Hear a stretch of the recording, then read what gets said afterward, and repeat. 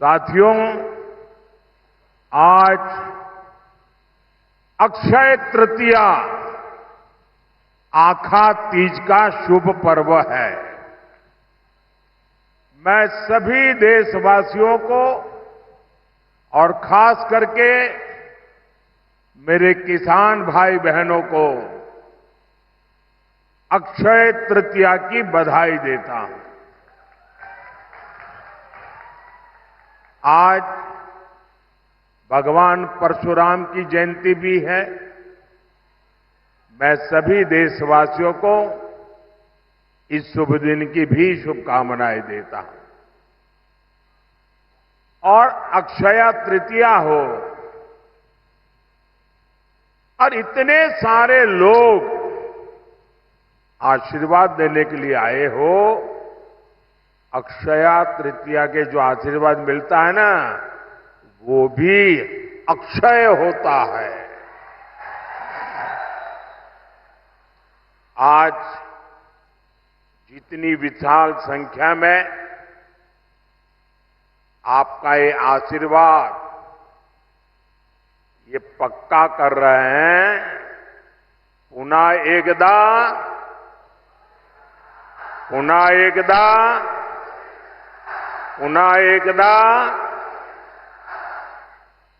मैं देख रहा हूं अभी भी हुजूम का हुजूम अंदर आ रहा है।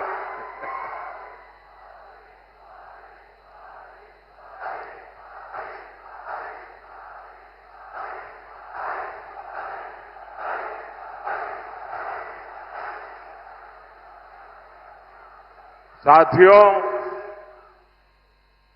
यहां नंदुरबार और गुजरात के बीच कोई दूरी नहीं है। और पहले भी मेरा खूब यहां आना जाना होता था। और नंदुरबार आए और चौधरी की चाय न पिए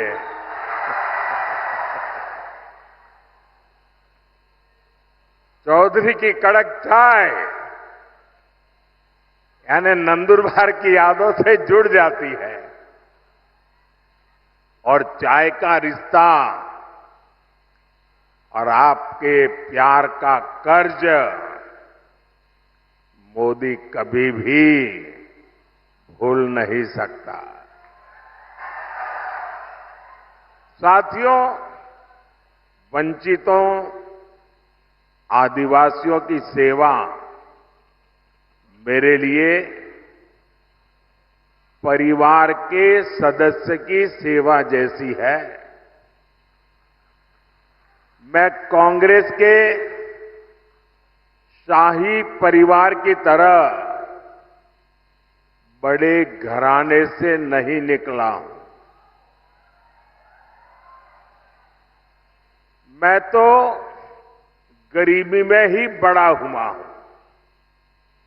मुझे पता है यहां आपने कितनी तकलीफ उठाई है। हमारे आदिवासी भाई बहन यहां काफी ऊंचाई पर भी रहते हैं। पानी के लिए कैसे आपको उतरकर नीचे आना पड़ता था, तब पानी मिलता था। ये माताएं बहनों को सबको मालूम है।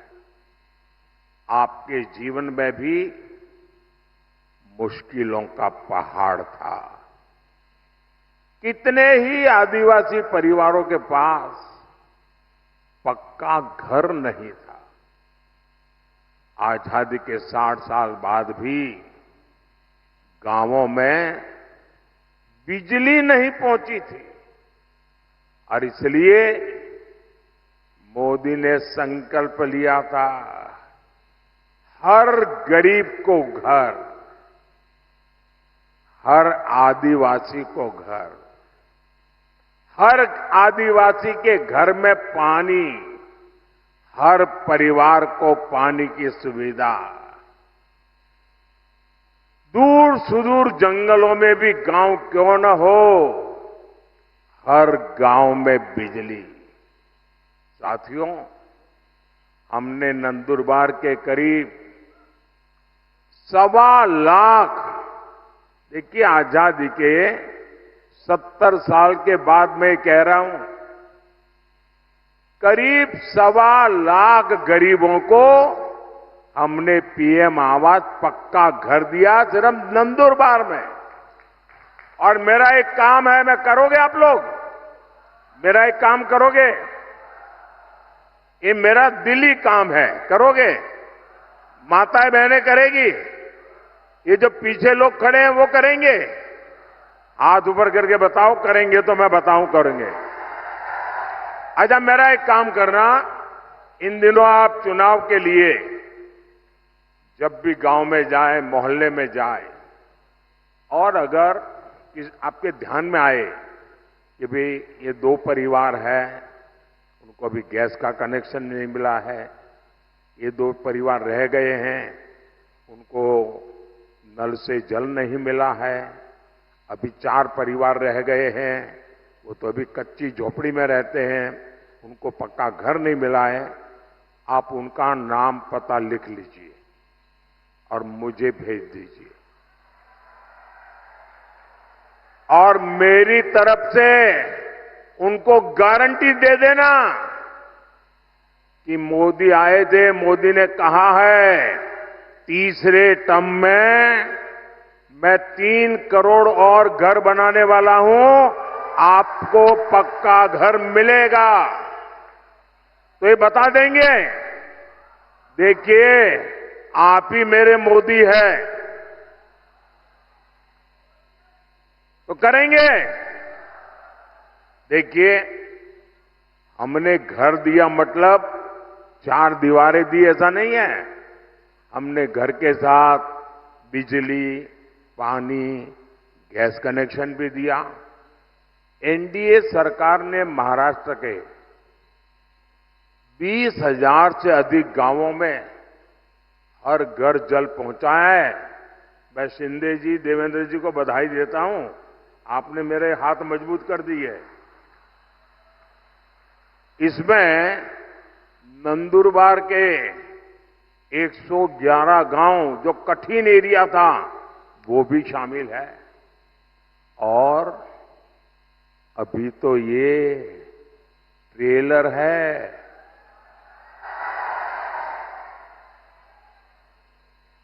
अभी तो मोदी को बहुत कुछ करना है और आपके लिए करना है। साथियों, एक तरफ भाजपा के ये प्रयास है और दूसरी तरफ एक कांग्रेस है। कांग्रेस ने आदिवासी भाई बहनों की कभी परवाह नहीं की।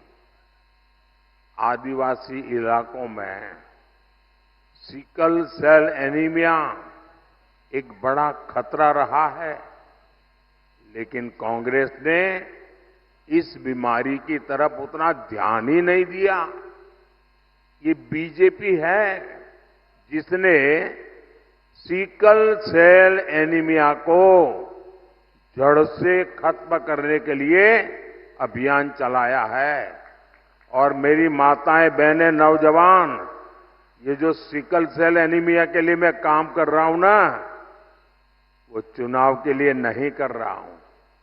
आने वाली आपकी अनेकों पीढ़ियों के लिए मैं लगा हुआ हूं, ताकि उनको वो ऐसी बीमारी ना आए। कोई गरीब कुपोषण का शिकार ना हो, हमने इसकी भी चिंता की।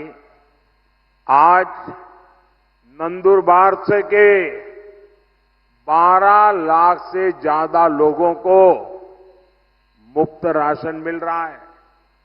साथियों, कांग्रेस जानती है कि वो विकास में मोदी का मुकाबला कर ही नहीं सकते,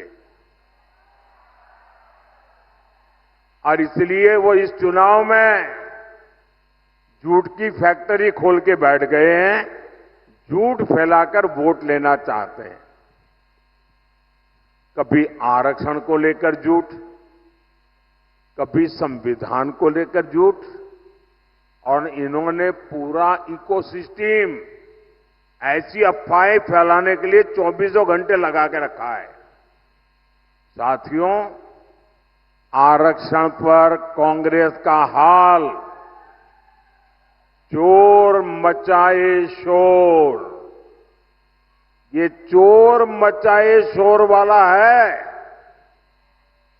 धर्म के आधार पर आरक्षण बाबा साहब के सिद्धांतों के खिलाफ है, बाबा साहब की भावना के खिलाफ है।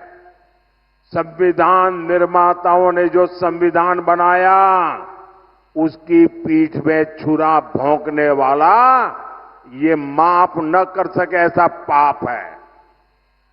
लेकिन कांग्रेस पार्टी का एजेंडा है दलित, पिछड़े, आदिवासी, इनका आरक्षण छीन करके माइनॉरिटी के नाम पर अपने वोट बैंक को दे देना। और मैं ऐसे हवा में नहीं कह रहा हूं, मेरे पास मजबूत उदाहरण है। और इसलिए मेरे भाई बहन, आप घर घर हर एक आदिवासी परिवार को समझाइए, और मेरे आदिवासी समाज के पढ़े लिखे लोग हैं, उनको भी मैं करबद्ध प्रार्थना करता हूं कि आप समाज को जगाइए। ये कितना बड़ा संकट कांग्रेस वाले लेकर के आए हैं। अब उन्होंने क्या किया, कर्नाटका में धर्म के आधार पर आरक्षण देने की दिशा में बहुत बड़ा कदम उठाया, और उन्होंने कहा रातों रात कर्नाटका में जितने भी मुसलमान लोग हैं, उन सबको रातों रात ओबीसी बना दिया। एक ऑर्डर निकाल दिया, मुख्यमंत्री ने थप्पा मार दिया। अब हुआ क्या, जो ओबीसी को आरक्षण मिलता है, उसका सबसे बड़ा हिस्सा ये रातों रात ओबीसी बन गए, उन्होंने लूट लिया। अब बताइए, ये वो आदिवासियों के लिए करना चाहते हैं, वो दलितों के लिए करना चाहते हैं, और ये कर्नाटका का मॉडल पूरे देश में लागू करना चाहती है। एससी, एसटी, ओबीसी का आरक्षण खत्म करने के लिए। और मैं गंभीरता से कह रहा हूं, ये महाअघाड़ी आरक्षण का महाभक्षण का महाअभियान चला रही है। वहीं एससी, एसटी, ओबीसी का आरक्षण बचाने के लिए मोदी आरक्षण का महायज्ञ कर रहा है। मैं पिछले 17 दिन से लगातार कांग्रेस पार्टी को चुनौती दे रहा हूं। मैं कांग्रेस से पूछा कि वो लिख कर दें कि वो एससी, एसटी, ओबीसी का आरक्षण उसके टुकड़े करके एक टुकड़ा मुसलमान को नहीं बांटेंगी। मेरा सवाल सही है कि गलत है भाई? सही है कि गलत है? अब वो ये मुसलमानों को देना चाहते हैं, और कांग्रेस जवाब भी नहीं देती है। सच बोलो ना भाई कि हम नहीं देंगे। इसका मतलब ये इनका हिडन एजेंडा है, आपका हक लूटने का खेल है भाई। मेरे इस चैलेंज पर कांग्रेस की चुप्पी थी, यानी दाल में काला है।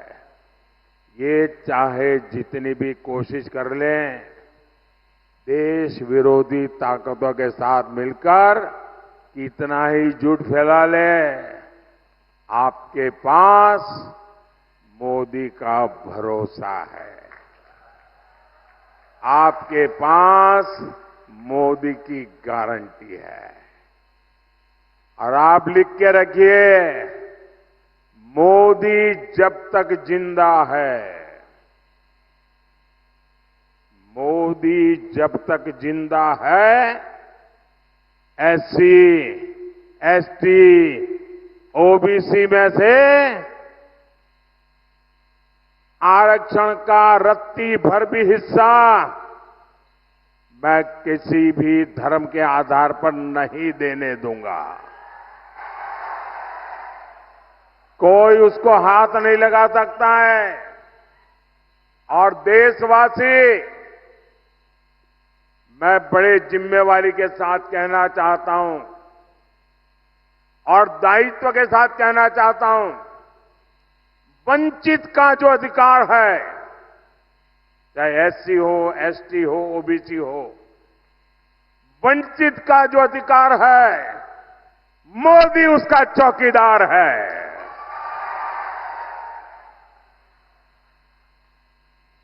मोदी की चौकीदार में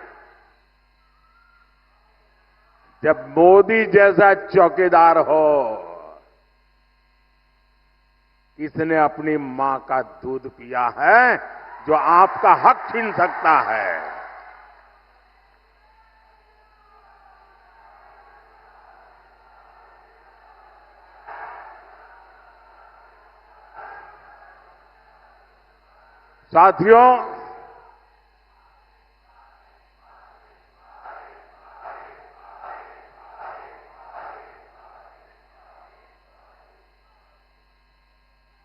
साथियों, हम तो माता शबरी की पूजा करने वाले लोग हैं,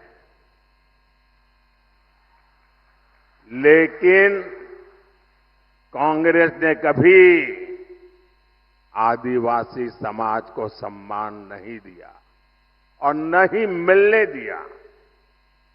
आदिवासी क्रांतिकारियों ने आजादी की लड़ाई में इतने बलिदान दिए, लेकिन कांग्रेस ये बलिदान की बात मानने को तैयार नहीं है। आजादी की लड़ाई का पूरा श्रेय कांग्रेस केवल एक परिवार को ही देती रही है। ये भाजपा है जो देश भर में आदिवासी स्वतंत्रता सेनानियों पर म्यूजियम बनवा रही है, ताकि आने वाली पीढ़ियों को पता चले कि हमारे पूर्वज आदिवासियों ने देश के लिए कितने बड़े बलिदान दिए थे। साथियों, आप सभी जानते हैं, भाजपा ने, एनडीए ने आदिवासी बेटी को राष्ट्रपति बनाया और पहली बार ऐसा हुआ। लेकिन आपको याद रहना चाहिए, वो कौन लोग थे जिन्होंने आदिवासी बेटी द्रौपदी मुर्मू जी को राष्ट्रपति का चुनाव हराने के लिए रात दिन एक कर लिए थे। वो कौन थे? ये कांग्रेस वाले थे, जिन्होंने एक आदिवासी बेटी को राष्ट्रपति बनने से रोकने के लिए रात दिन एक किया था। और कांग्रेस पार्टी ने ऐसा क्यों किया? और इसकी एक वजह अभी 2-3 दिन पहले ही खुली है। कांग्रेस के जो शाहजादे हैं ना, उनके गुरु अमेरिका में रहते हैं। ये कांग्रेस के शाहजादे के एक गुरु अमेरिका में रहते हैं।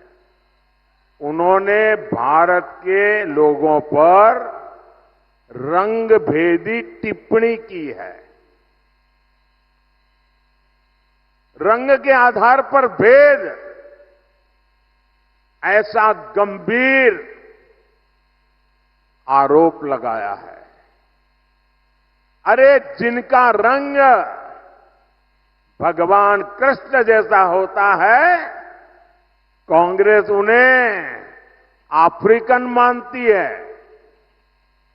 और इसलिए द्रौपदी मुर्मू जी राष्ट्रपति बने, उन्हें ये मंजूर ही नहीं था। आप लोग बताइए, यहां जो भगवान कृष्ण के रंग वाले हैं, क्या वो सब अफ्रीकन है क्या? क्या ये अपमान है कि नहीं है? क्या आदिवासी समाज का अपमान, इसका बदला लेने के लिए ये रंगी की बातें कर रहे हो? साथियों, कांग्रेस पार्टी का एजेंडा कितना खतरनाक है, ये शहजादे के गुरु ने इसका भी खुलासा किया है। ये शहजादे के गुरु ने अमेरिका से कहा है कि राम मंदिर का निर्माण और रामनवमी का उत्सव ये आइडिया ऑफ इंडिया के खिलाफ है, भारत के विचार के खिलाफ है। उन्होंने यहां तक कह दिया, मोदी मंदिर जाता है, वो भी उनके पेट में चूहे दौड़ने लग जाते हैं। कांग्रेस, मेरा मंदिर जाना भी भारत विरोधी है। बताइए भाई, क्या मंदिर जाना ये देशद्रोह है क्या? जरा आप बताइए, देशद्रोह है क्या? क्या ये भारत विरोधी काम है क्या? आप कल्पना कर सकते हैं? आप कांग्रेस की मानसिकता देखिए। ये राम के देश में राम मंदिर को देश विरोधी बता रहे हैं। ये तुष्टीकरण के लिए सरकारी इफ्तारी करने वाले लोग, ये आतंकवादियों की कब्रों को संवारने वाले लोग, ये हम सबके प्रभु राम और जिनका राम मंदिर जहां हम जाते हैं, उस राम मंदिर जाने को देश विरोधी बता रहे हैं। मेरे भाई बहन, हम तो माता सबरी के पुजारी हैं। ये इंडी गठबंधन हमला ये मोदी पर नहीं, 140 करोड़ देशवासियों की आस्था पर है। ये हमला आप पर है, ये मेरे देश के आदिवासियों पर हमला है। कांग्रेस पार्टी देश से हिंदू आस्था को मिटाने का षड्यंत्र कर रही है। साथियों, प्रभु श्री राम जीवन के उच्चतम आदर्शों, महानतम गुणों और सुंदरतम मूल्यों के महासंगम है। भारत के अस्तित्व का आधार राम से है और भारत के भविष्य का प्रेरणा पुंज भी प्रभु श्री राम है।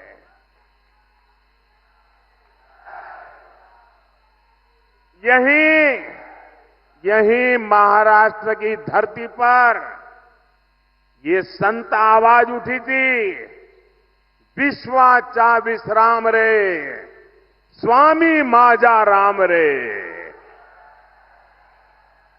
अर्थात मेरे राम तो पूरे विश्व के विश्राम है, आश्रय है। ऐसे प्रभु राम को कांग्रेस पार्टी वाले आइडिया ऑफ इंडिया के खिलाफ मानती है। भगवान श्री राम की सीख है, परहित सरीस, धर्म नहीं भाई, पर पीड़ा सम नहीं अधमाई। अर्थात दूसरों की सेवा से, परोपकार से बढ़कर कोई धर्म नहीं है और किसी को पीड़ा देना ही सबसे बड़ा पाप है। ऐसे प्रभु राम को शहजादे, उनके गुरु और Congress party India idea of India के खिलाफ मानती है। हमारे राम कहते हैं, कोमल चित दिनह पर दाया, मन वच क्रम ममा भगति अमाया। अर्थात जो दीन दुखियों की पीड़ा को जानता है, महसूस करता है, वही मेरा भक्त है। ऐसे प्रभु राम को कांग्रेस आइडिया ऑफ इंडिया के खिलाफ मानती है और ये भगवान राम की ही शिक्षा है। धर्मुनु दुसुर, धर्मो न दुसर, सत्य समाना, आगम निगम पुराण बखाना। अर्थात सत्य से बढ़कर कोई धर्म नहीं है। ऐसे प्रभु राम को कांग्रेस आइडिया ऑफ इंडिया के खिलाफ मानती है। ये राम ही है, ये राम ही है जो सभी दीन दुखियों को, वंचितों को गले लगाकर अपने पास बैठाते हैं। सहज सहज स्नेह विवश रघुराई, सहज स्नेह विवश रघुराई, पूछी कुशल निकट बैठाई। ऐसे प्रभु राम को कांग्रेस आइडिया ऑफ इंडिया के खिलाफ मानती है। हमारे राम जनजातीय समाज से कैसे मिलते हैं? हमारे राम जनजातीय समाज को मिलते हैं, पुरजन करी जो हारूगर आए। अर्थात राम आदिवासियों का, उनकी संस्कृति का सम्मान करते हैं, उनसे जोहार करके मिलते हैं। ऐसे प्रभु राम को कांग्रेस आइडिया ऑफ इंडिया के खिलाफ मानती है। हमारे प्रभु श्री राम ने हमें सिखाया है, और ये जो लोग देश छोड़ करके भाग गए हैं, वो जरा कान खोल के सुन ले। हमारे प्रभु राम ने सिखाया है, अपि स्वर्णमयी लंका न में लक्ष्मण रोचते, जननी जन्म भूमिश्च स्वर्गादपि गरीयसी। अर्थात हमारी मातृभूमि स्वर्ग से भी बढ़कर है। यानी राष्ट्र प्रथम, नेशन फर्स्ट। ऐसे प्रभु राम को कांग्रेस आइडिया ऑफ इंडिया के खिलाफ मानती है। साथियों, ये लोग इतने अहंकार से भरे हुए हैं कि गरीब इनके लिए कोई मायने नहीं रखता। ये लोग सत्ता में रहते हैं तो गरीब को दुत्कारते हैं, उसे तरसा तरसा कर रखते हैं। आज एक गरीब का बेटा आपका सेवक बनकर के प्रधानमंत्री पद से ये जब काम कर रहा है, तो ये गरीब विरोधी मानसिकता वाले, शाही परिवार की मानसिकता वाले इसे बर्दाश्त नहीं कर पा रहे हैं। और ये नकली शिवसेना वालों की गरीब से कितनी नफरत है, ये इन्होंने फिर बताया है। ये नकली शिवसेना वाले मुझे जिंदा गाड़ने की बात कर रहे हैं। एक तरफ कांग्रेस है जो कहती है मोदी तेरी कब्र खुद देगी, और दूसरी तरफ ये नकली शिवसेना है जो मुझे जिंदा गाड़ने की बात करती है और मुझे गाली देते हुए भी ये लोग तुष्टीकरण का पूरा ध्यान रखते हैं। मोदी की कब्र खुदेगी, मोदी को जिंदा गाड़ देंगे और इसमें भी अपने वोट बैंक को पसंद आए वही गाली दागोगे क्या? साथियों, मुझे कई बार ये सोचकर दुख होता है कि बाला साहब ठाकरे को कितना दुख होता होगा। मैंने बाला साहब को निकट से देखा है, उनके मन को, दिल को छू करके मैंने देखा है। अब तो ये नकली शिवसेना वाले बम धमाके के दोषी को भी अपने साथ प्रचार में ले जाने लगे हैं। इसका मतलब हुआ कि बिहार में चारा चोरी में जेल भुगत रहे व्यक्ति को कंधे पे बिठा के घूम रहे हैं। महाराष्ट्र में बम धमाकों के दोषी को कंधे पर बिठा के घूम रहे हैं। ऐसे पापियों को लेकर के जिनको चलना पड़ रहा है, इन लोगों के विषय में 50 बार सोचना पड़ेगा। इसलिए कोई बड़ी बात नहीं कि मुझे उनको जमीन में गाड़ने के सपने दिख रहे हैं। ये लोग जनता का साथ, जनता का विश्वास तो गंवा चुके हैं। इनकी अपनी सियासी जमीन खिसक चुकी है।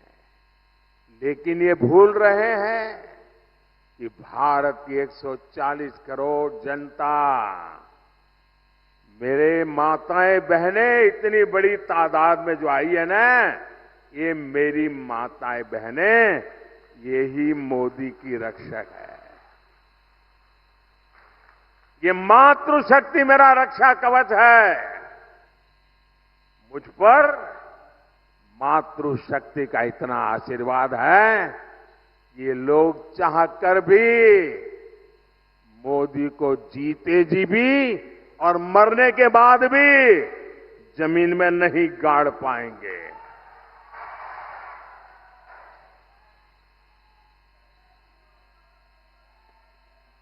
साथियों, महाराष्ट्र के एक दिग्गज नेता 40-50 साल से वो ऐसे ही कुकरी मारते रहते हैं।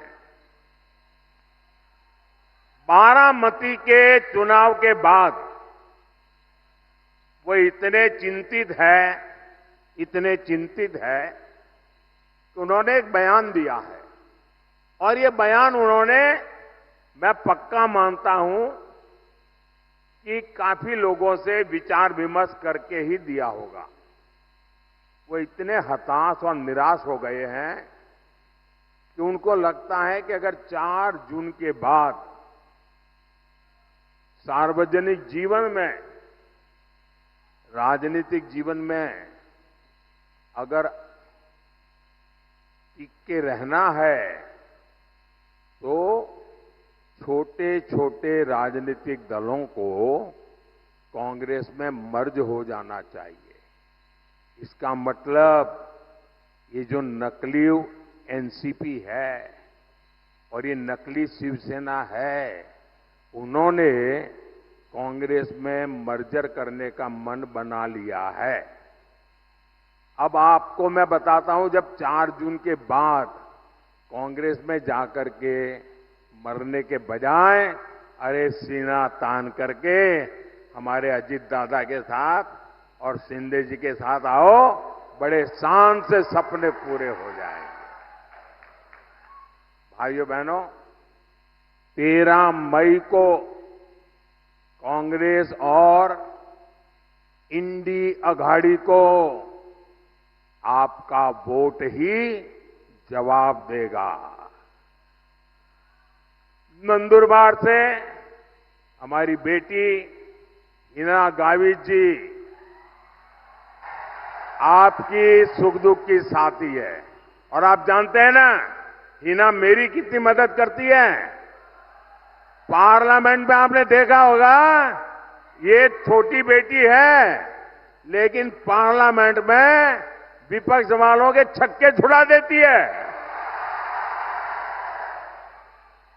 आप उन्हें ज्यादा से ज्यादा वोट देकर बहुत बड़ी जीत दिलाइए। और मेरा इसके लिए आग्रह है, मतदान ज्यादा होना चाहिए भाई। करोगे? पहले मतदान फिर जलपान, मंजूर है? अच्छा, मेरा एक काम करोगे? जरा हाथ ऊपर करके कहिए। माताएं बहनें बताइए, मेरा एक काम करोगे?